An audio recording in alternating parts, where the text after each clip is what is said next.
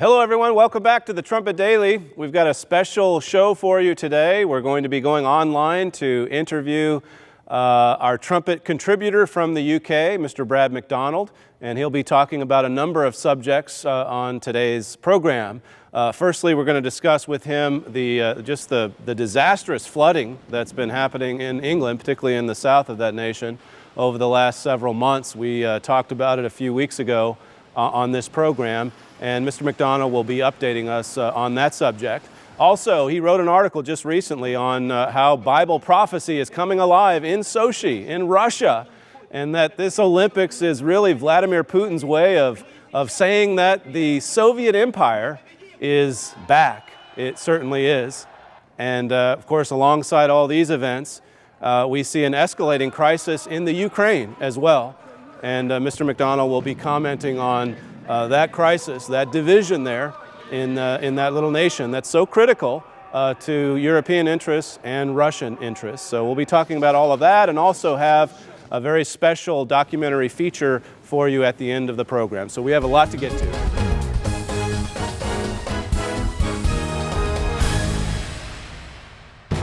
The Philadelphia Church of God presents the Trumpet Daily.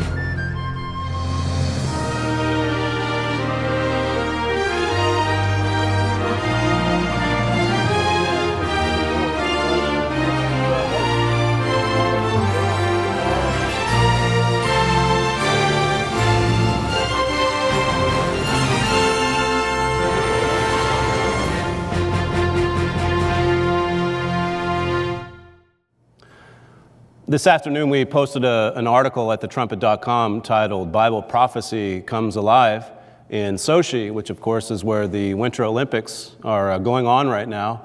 And the author of that article, Mr. Brad McDonald, he's our trumpet correspondent from the UK, situated in our Northampton offices, just a little ways north of London, and we're going to talk to him today from the UK. Welcome to the show, Mr. McDonald.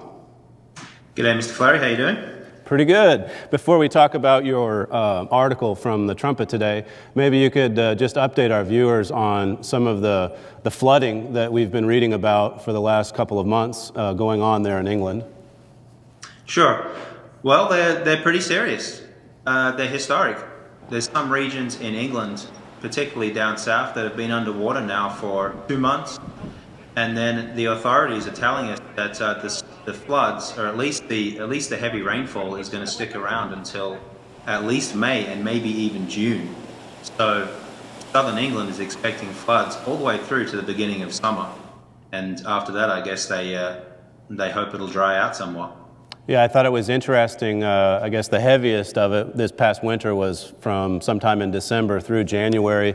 We didn't write about it, but we posted an article or put an article in our Trumpet Weekly, I think it was the February 7th edition, that talked about this being the worst rainfall in 248 years. And we had compared that with some of the statistics that we're getting over here in California that have talked about the drought there being the worst it's been in centuries.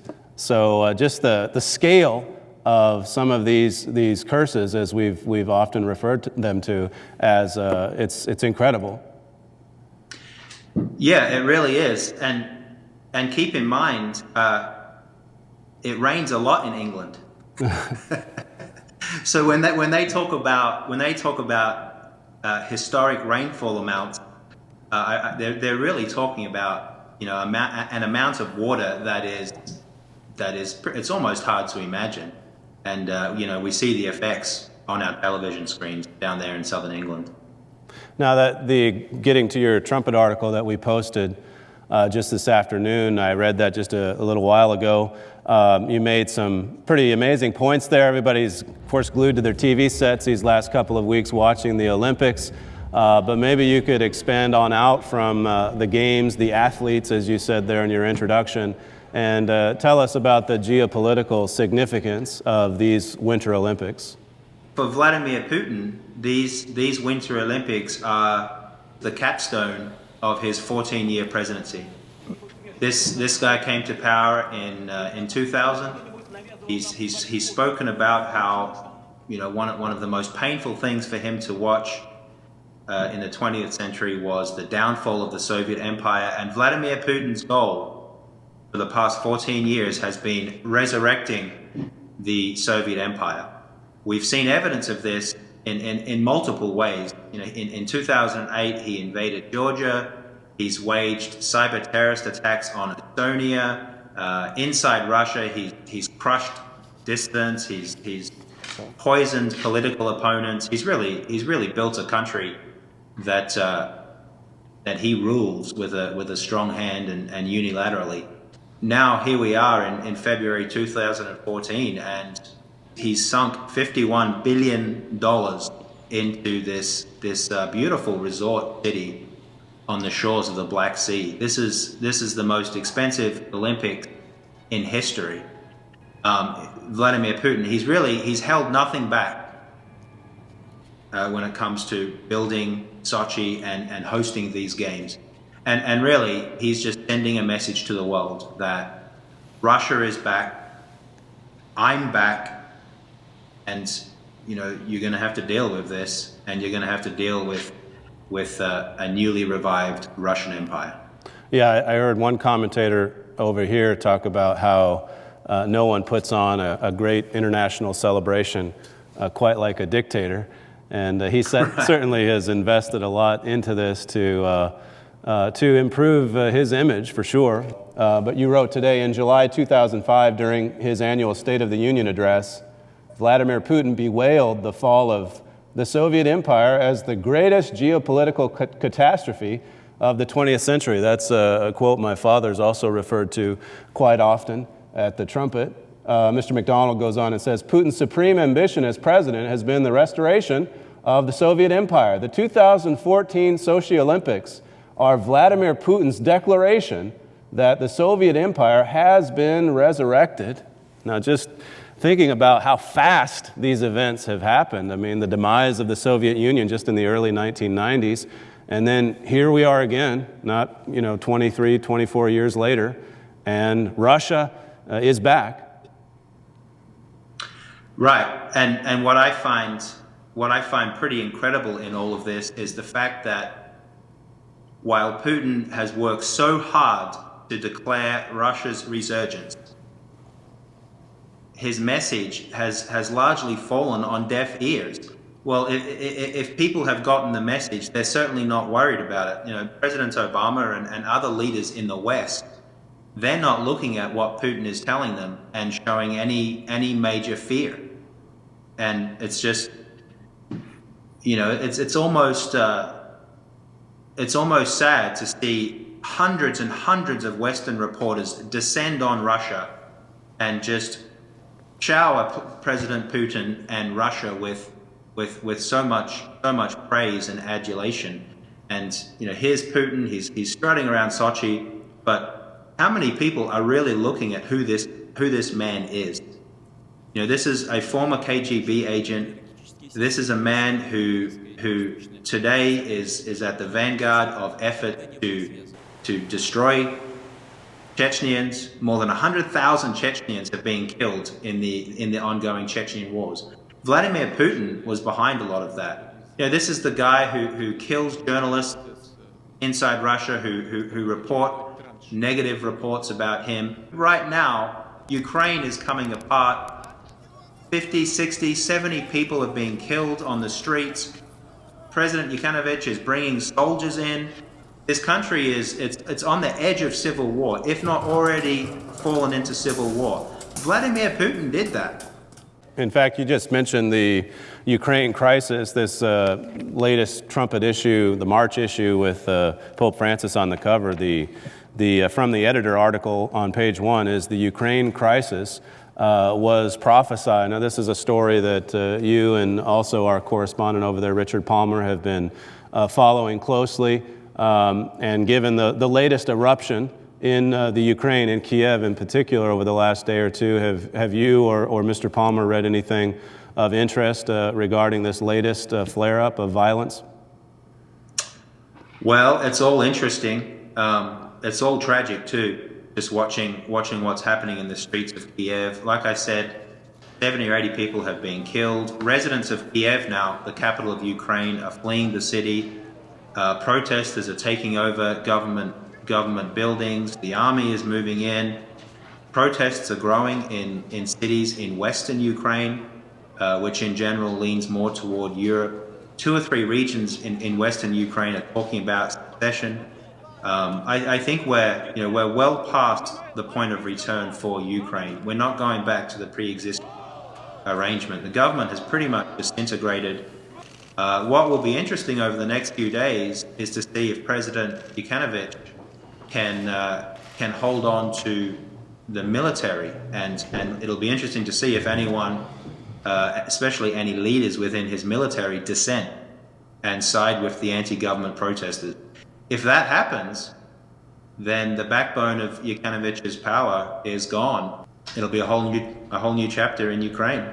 Maybe you could conclude with just this commentary in the news of telling us about how this is going to impact or is impacting Europe, Germany in particular. Most of the commentators here are talking about the Ukraine crisis being a clash between East and West, and of course they still see the West as dominated by the United States. But as we've been covering at length in recent months, the U.S. is on retreat, and even with the comments President Obama made just the other day about the Ukraine crisis, really this is impacting Germany more than any other nation, and it's going to speed up events in Europe. So maybe you could comment a little bit on that, and I showed you the March issue. The next issue, which hasn't been printed yet, will have quite a lot in there, including a piece from you about the impact this Ukraine crisis is having on Germany. Right. Well, you're absolutely right. This is, from a broader perspective, what's happening in Ukraine is all about Russia and Europe, and specifically Russia and Germany. These people protesting on the streets of Ukraine, for the most part, they want their country to become more aligned with Europe. And the Ukrainians are just getting frustrated because Europe isn't coming to the table, not in a strong and distinct way. So the worse conditions get in Ukraine, the more Europe's weaknesses are exposed. I mean, that's one of the biggest lessons coming out of events in Ukraine right now. This country on Europe's eastern flank is coming apart, and Europe doesn't have the political unity, it doesn't have the foreign policy unity to really deal with it in a meaningful way. And there will be politicians and leaders in Europe, and specifically in Germany, they're going to look at this, they're going to learn that lesson, and they're going to say, we need to make changes, we need to fix this. We can't have this country on our eastern border fall apart and we stand idly by. So European politicians, and especially politicians in Germany, you can be sure that they're working hard right now to forge Europe into a unified, strong, respectable voice that can actually step in and maybe confront Russia on some of these things. Now, from Russia's perspective, Ukraine, as we've written about and as your dad's written about, Ukraine is Russia's breadbasket. Ukraine is the heart of Russia. Vladimir Putin, he can't let Ukraine go. So we're in almost a pretty intractable situation where Vladimir Putin, he's going to fight for Ukraine all the way to the end. And then the Europeans are facing a lot of pressure from the Ukrainians because they haven't stepped up to the plate to defend Ukraine. It's going to be interesting to watch Vladimir Putin when the Olympics end. I'm interested to see what he does on Monday and Tuesday next week. As long as the Olympics are going, Vladimir Putin has to have this, this friendly, warm personality. Everyone's watching Russia right now. Everyone's watching Sochi. When that ends, well, what's going to stop Vladimir Putin getting a lot tougher with those protesters in Ukraine? So that'll be interesting to watch. What's Vladimir Putin going to do to quell those protests in Ukraine? That will be fascinating to watch. I just went back and looked at what my father said in the January 5th Key of David regarding the Ukraine crisis, which has been going on for a few months. He said on that program, this is going to be something that causes Europe to unite in a way that this world can't even imagine. It's going to have a lot to do with causing Europe to develop into what the Bible calls the Holy Roman Empire, or the world calls it, and the Bible talks a great deal about it. So he had a lot to say about it, and it seems like more and more when he addresses the topic on the Key of David, it doesn't take but a few days or weeks before we really see it making headlines. One last thing before I let Mr. McDonald go here. You've been watching, no doubt, the last few Trumpet Dailies that we've been producing about the royal family and the British coronation over there, and really a lot of that was prompted by this little program that you sent to us, a souvenir program from Queen Elizabeth's coronation from 1953. Maybe you could tell us a little bit about how you came across this program and how it struck you once you read through it for the first time. You know, when I sat down to read it, it was almost like I was doing Bible study, but I didn't have my Bible in front of me. It was like I was back there in, I think it's First Kings 1, where it talks about King Solomon being crowned king. You go through and you read this coronation souvenir from 1953, and there are so many similarities.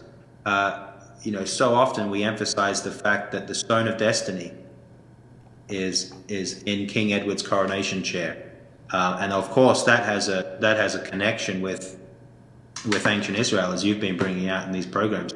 But there are so many other things too. Even, you know, they follow the biblical recipe when they're making the oil that the king or the queen is anointed with at one of these coronation ceremonies. So it's just, it's like you're studying the Bible. It's like you're experiencing the coronation of King Solomon almost. It's really pretty incredible, and all of that raises the question: why?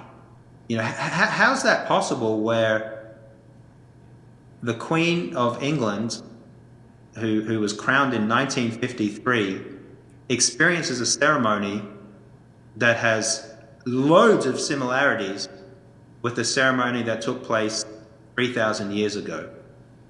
Well, we've certainly been trying to show some of those similarities, as you say, and I think we've got a few more programs that we want to put together to just finish out this subject. So, thank you for sending the program over, and thank you for joining us today on our first international interview for the Trumpet Daily. Okay, it's good to be with you. Talk to you soon. Thank you. We'll be right back. Recently, it seemed inevitable Ukraine would slide into a consequential deal with the European Union. But the situation was suddenly hijacked by Russia. Instead of signing with the EU, Ukraine withdrew and bowed to the pressure from Russia, which included the lure of economic rewards. Violent protests erupted in Ukraine as a result. Also, this sudden move has pulled the country under Russia's sphere of influence. A newfound sense of urgency has now ignited the German nation into action. Russia's expanding influence and America's recession as a global power have put the Germans on edge. This has roused Germany to adopt a radical change in its foreign policy. Their normal stance of restraint is morphing into a national posture ready to project its power and preparing to play a bigger role both politically and militarily. Very recent history has shown what the outcome of a militarized Germany portends. Yet many have forgotten that history. More importantly, Bible prophecy shows us that a seventh resurrection of the Holy Roman Empire will be led by Germany. Is that final seventh resurrection of this empire on the earth today? That is a question you cannot afford to leave unanswered. Don't delay. Visit thetrumpet.com to view our most recent Key of David episode, Urgent Buildup of German Military.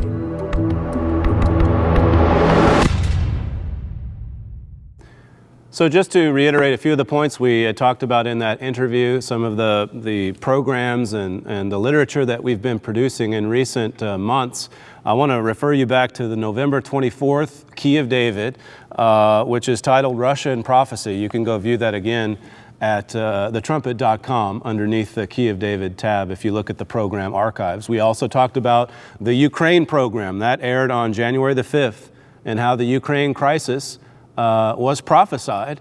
That program then became the feature article, or at least the personal, on page 1 of this March issue of the Trumpet. I referred you to the upcoming issue of the Trumpet as well, the April edition, which will really be going in depth into the subject of Germany and just the impact that the Ukraine and Russia's reemergence is having on Europe there. But more particularly, Germany's new and improved stance geopolitically. It's going to go it alone more and build up its political and military might. We'll be talking quite a lot about that in the next issue of the Trumpet magazine. So if you aren't a subscriber, make sure that you become one at thetrumpet.com. All right, then we're going to conclude today with a special short documentary feature, and it will tie in, I think, to some degree on some of these programs we've been producing recently on the British throne. But the title of this piece is Britain's Glorious History. It's written by Robert Morley, and the narration is provided by Harley Breath. So you can enjoy that, and then we'll see you next time on the Trumpet Daily.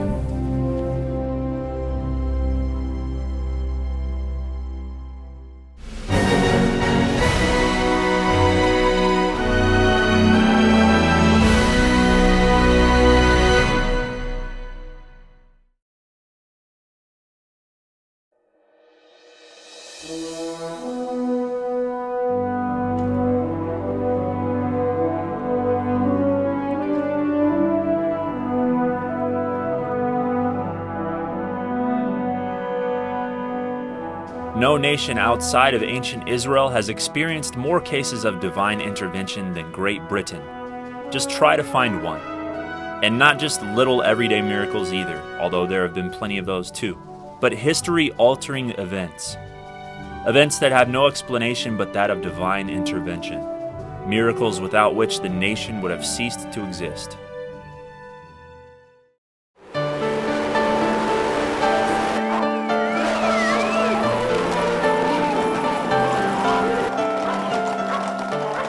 Britain is turning its back on those miracles. Its people have forgotten, and its politicians are signing away the sovereignty of a nation that is only independent and free today because of those many miracles.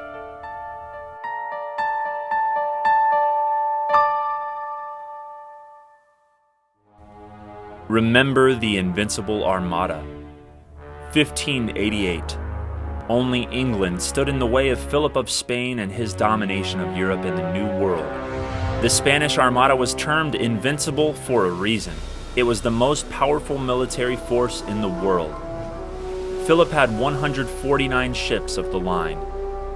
Britain had 80 ships total, of which 50 were volunteer vessels and some not much bigger than yachts. Even of the Queen's 30 warships, only 4 were equal in tonnage to the smallest Spanish galleons. Against these overwhelming odds, the British fleet desperately engaged the Spaniards in an attempt to prevent a landing on the English coast. During the first major engagement at Calais, with the tide and wind in its favor, the British fleet performed amazingly. 3 Spanish galleons sank and 3 others helplessly grounded on the French coast. The victory, however, came at a cost. The bulk of the Spanish fleet remained intact, and the British were out of ammunition.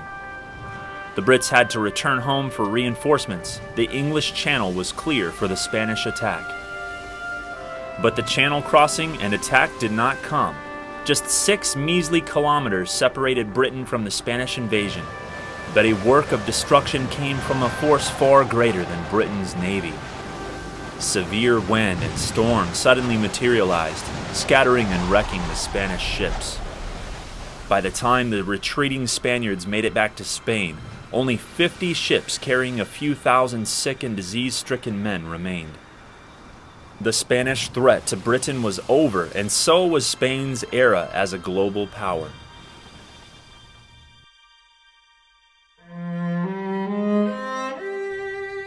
Remember Quiberon Bay, 1759. The French fleet was marshaled to invade England, and the British fleet again was forced to sail to its defense. The battle began, and again a heavy gale erupted. Some French ships were driven onto the shoals, others were sunk and captured, and the French navy was massively defeated. Britain was saved once more. Remember Napoleon. 15 million Britons must give way to 40 millions, Napoleon uttered in frustration. He assembled a massive fleet of transports and an army of 100,000 soldiers at Boulogne. Over 100,000 troops were readied elsewhere. Let us be masters of the Channel for 6 hours, and we are masters of the world, he declared.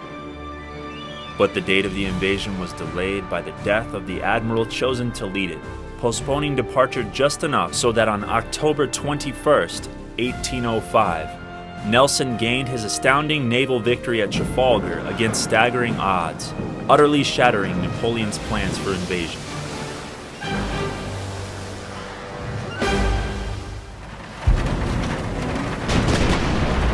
Remember Waterloo.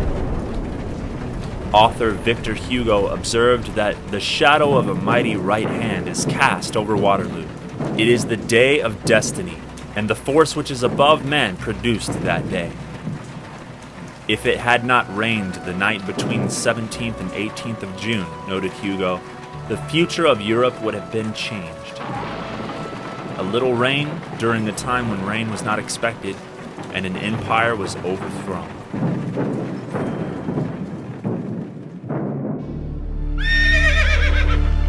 Remember the miraculous appearance of the White Cavalry at Mons in 1918 that turned a rout into a victory.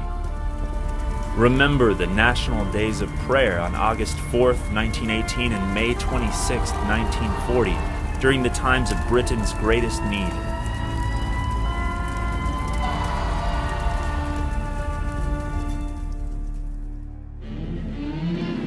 Remember the miracle at Dunkirk and how, after a National Day of Prayer invoked by King George VI, the impossible happened. Surrounded and trapped between the Channel and German troops, the retreating Allies prepared to be slaughtered. Meanwhile, Hitler commanded his panzer tank divisions to hold off so that the Luftwaffe could have the honor of attacking the withdrawing Brits. But again, intervening weather, including violent rain and wind, grounded the German Air Force, while wondrously leaving the Channel calm until the evacuation was complete.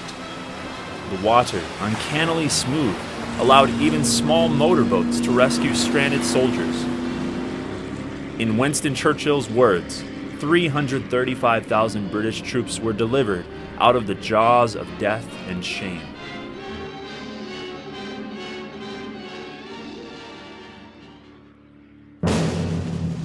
Remember Operation Sea Lion, and how, when Britain had an army without arms, it was protected from invasion. Remember the Battle of Britain, and how Hitler boasted he would erase British cities. More than 1,000 German bombers and fighters pounded London during one night alone. The Royal Air Force was outnumbered by more than 2 to 1, yet shot down more German planes.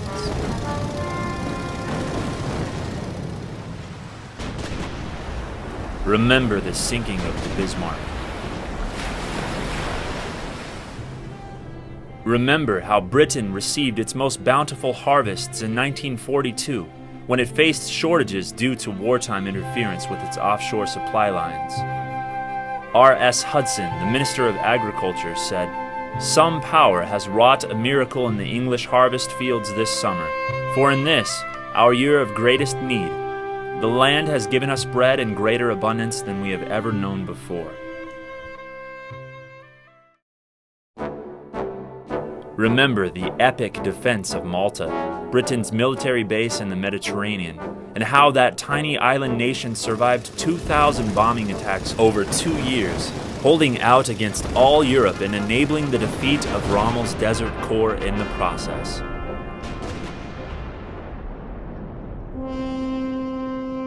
Remember the miracle at El Alamein in Egypt, a time when, according to historian W.B. Grant, all Islam and Christendom held its breath. Churchill called the last-ditch stand at El Alamein a moment in the presence of a recession of our hopes and prospects in the Middle East and in the Mediterranean unequaled since the fall of France. But Rommel stopped just a few miles from defenseless Alexandria. Why? His water and fuel had run out. Had he reached El Alamein 2 days later, he would have found a completed water pipeline filled with fresh water. Instead, he found the newly constructed water pipeline being tested with salt water. His men died of thirst. Before El Alamein, we never had a victory, said Churchill. After El Alamein, we never had a defeat.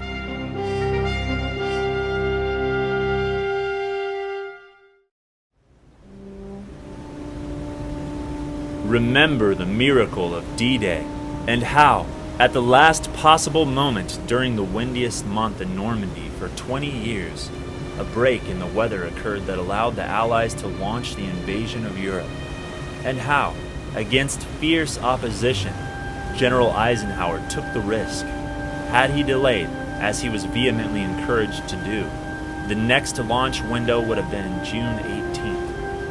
June 18th began as a beautiful, calm day, but ended in a storm so fierce that the invasion could have easily been wrecked.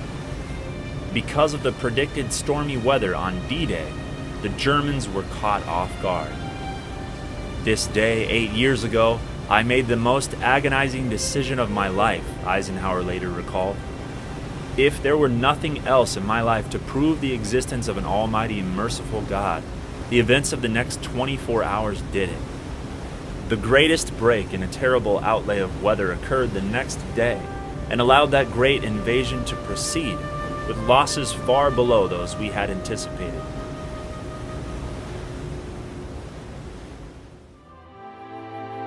There is much to remember. No modern nation has had as many life-preserving miracles as Great Britain. British history is filled with irrefutable examples of God-given deliverance and preservation. It should be so clear that even the blind can't help but see. Yet today, British politicians turn their back on that history and the countless miracles that have preserved their nation's freedom. Sadly, in what amounts to a treasonous act, at least by the spirit of the law, if not by the letter, UK politicians have signed away British sovereignty without even permitting a national referendum on the issue. On December 13, 2007, Prime Minister Gordon Brown signed the Constitutional Lisbon Treaty, a treaty that, in fact and in law, consolidated the transfer of British sovereignty to the European Union that was embedded in the earlier Maastricht Treaty. British freedoms are vanishing as fast as the past miracles. On September 6th, Chancellor of the Exchequer, George Osborne, agreed to relinquish even more sovereignty. British national budgets will now be submitted to the European Union for review, and Britain is preparing to subject its banks to a European tax that will be collected in Brussels. Will Britain ever remember its history? The British people are now entering the most critical phase in their history. Stripped of empire, devoid of much of its material power, plagued by economic problems, its place as a great power lost. Britain, instead of looking to the God who miraculously ensured its freedom so many times throughout history, is looking to Europe for safety and security. There was a time that Britons recognized the source of those miracles and sought to obey their author. Churchill believed that. Montgomery and Eisenhower believed it. The Sunday Times in 1945 believed it, as did the Daily Sketch in 1946 and the Daily Telegraph in 1947. So did untold thousands of British soldiers who experienced the miracles firsthand. the Telegraph wrote on April 7th, 1947, and miracles happen still. How many of them have we not seen enacted before our very eyes in these past few years? The history of them is now in the writing. Wake up, Britain! Remember your history! Britain's entire history, from Boudica to the battle for the Falklands, is peppered with such miracles. Remember the Battle of Agincourt, where 6,000 defeated 30,000. Remember the Battle of Rorke's Drift, when 200 stood against 5,000. Remember the Battle of Assaye, and how 6,500 routed 40,000. Remember the list that goes on and on.